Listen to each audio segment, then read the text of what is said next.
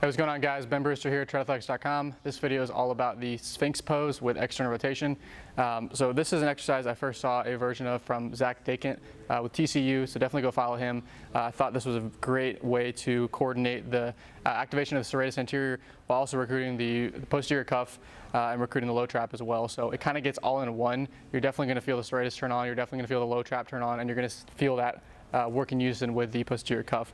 I found this a little bit better than some of the standing wall versions of this type of exercise, just because when you're prone and you're having to support your body weight, it almost forces the right recruitment. It forces you to turn on those muscles to not just fall down to the ground, to keep your body weight supported.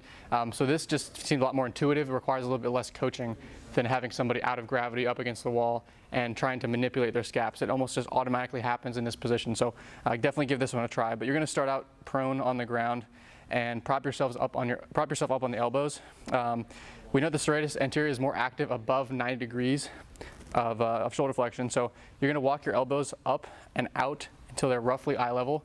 And again, you'll notice he's a little bit further out than shoulder width. If you start too far in, you're going to have a hard time externally rotating. So start a little bit wider and roughly in line with your eyes. That's going to give you room to externally rotate from that position. So from here, he should feel the serratus engage as he props himself up on the elbows. What we don't want is to hyperextend the low back. So this isn't like a cobra pose in yoga.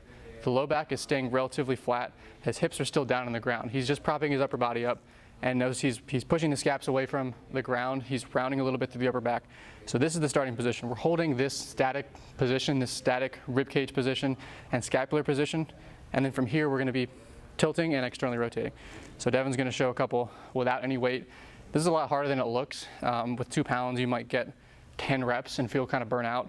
It's not something like just laying on your side and doing external rotation. It's much harder than that because you're supporting your body weight at the same time.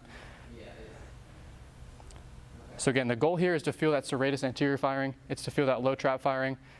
As he rotates, we're trying to get a little bit more scapular movement than this. So we're trying to feel the scaps tilt. Good.